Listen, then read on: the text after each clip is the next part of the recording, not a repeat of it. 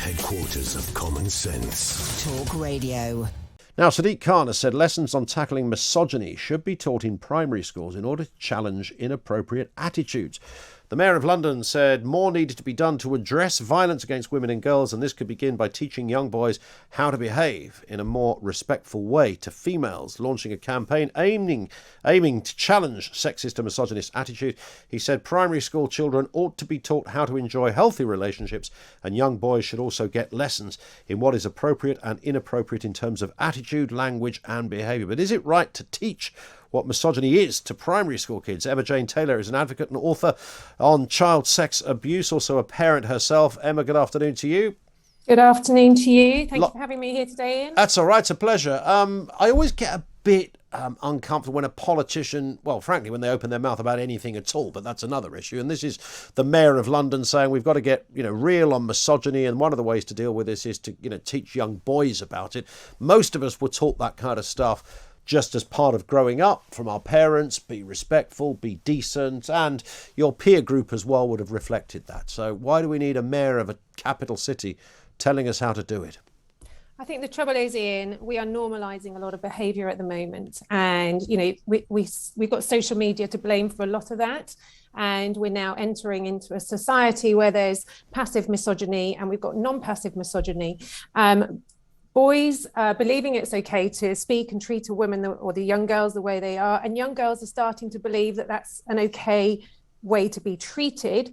And they're not saying anything about it. So you're right, we do need to talk about it. Sadiq Khan is right, we do need to talk about it. But I think the greater picture here, Ian, is that we need to look at the whole healthy relationships conversations for boys and for girls, because I think that is the greater picture and that is the greater problem as we move on in society, and reducing these difficult conversations for boys and for girls. Where are the challenges then, Emma? Because I think, like I said, I think most people are just respectful of each other, even if they're young. That's certainly the sense I get. And then there's the other factor that kids are kids and boys and girls are girls. So there'll be clearly a different dynamic in terms of how they interact. So I don't know if that's looking at a girl who's in the playground and, clearly flirting with her. That's not misogyny, is it? That's just being a teenage boy.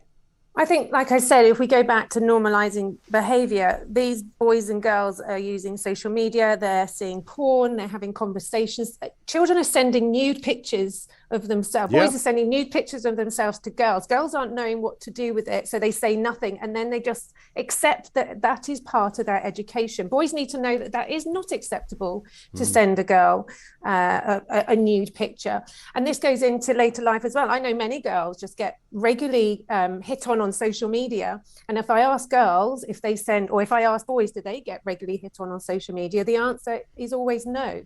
It seems to be that there is this conversation where boys think it is an acceptable thing to send nude pictures and it's an acceptable thing to degrade young girls and women. Recently, I heard of a 13-year-old girl and she didn't want to talk to some 14, 15-year-old boys, and they then decided to call her very rude words.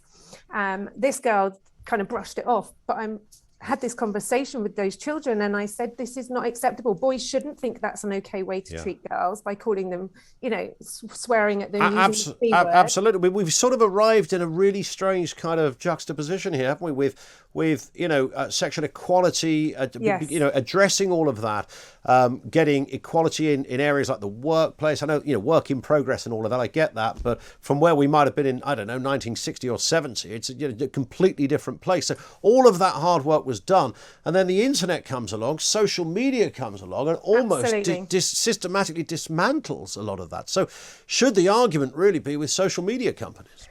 Do you know what? Absolutely, Ian. There's an influencer on social media now. I won't say his name, but he is pinned to his profile is a picture of him having a girl giving him oral sex and doing it violently. Now, this is an influencer with thousands and thousands and thousands of followers. So young boys and girls are seeing that, and that's becoming an acceptable behavior, and it really isn't. Social media has a lot to answer for. There's a lot of my work that they stop because they don't. It doesn't tick the boxes. Now, I'm a child sex abuse advocate. I want to raise awareness, help reduce the crime.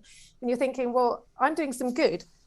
yet I get banned and stopped from saying things, yet these influencers are okay to put oral sex onto their profile graphically. I mean, there is really, there's no thin lines there. That should not be on there, Ian. That should be off. Absolutely. And I can't, I've got 2 young boys, and I wonder, when they get to that sort of age, when they start independently using the internet and the like, what sort of experience that will be. We used to laugh as kids that you'd walk to school and every now and again somebody would spot a discarded top shelf magazine or a page of there's a little bit of leg or a cheeky photograph of a woman's breast or something, and a young teenage boy would look at that and think, wow, my goodness, that was the most access you had to pornography was kind of an experience like that.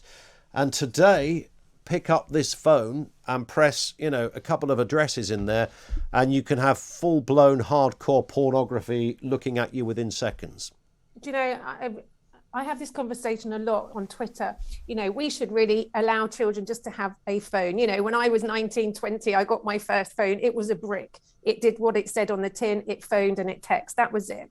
Now we are giving children as young as, 6, 7 years old, an iPhone that has access to the entire world. Yes, you have parental control. Yes, you have a way of monitoring what goes on. But kids know how to go through that. They know how to jump through hoops. They're much farther forward with their technology and, what they can do than us. And so, I feel that there is a big conversation, way bigger than probably we have got time for today, around technology, social media, and this conversation on misogyny. But we don't want to stop boys and girls being boys and girls, do we? We don't stop natural relationships where, obviously, the kids will flirt with each other, kids will ask each other out, kids will say, here's my number, all of that stuff is perfectly normal and healthy. And I worry that young boys, under a kind of misogyny class will be scared witless to do anything. But I think this is where we have to look at misogyny and misandry, Ian, because whilst we know that misogyny and the rise of abuse towards women is high, we also know that there is another, on the same coin, on a different side, there is a rise of abuse of women to boys, girls to boys as well. So we've got a whole great big complex conversation going on there. Yes, we want healthy relationships. We need to teach it. So Sadiq Khan is right, but how's he going to teach that? The work that I do is very much about what's acceptable, what isn't, what's appropriate, what isn't, what's trust and what isn't. As a survivor myself, I do a lot of this work in schools now because children really need to understand what is acceptable, what isn't. And certainly when we're talking about misogyny, boys need to know how to treat girls and girls need to know how to be treated. And that's a really important conversation moving forward to reduce abuse and this conversation. Okay. Emma Jane, thank you, Emma Jane Taylor. Good talk. Hot talk. Bold talk. Talk radio. Listen on your smart speaker. Watch it live on your smart TV. The world headquarters of common sense. Talk Radio.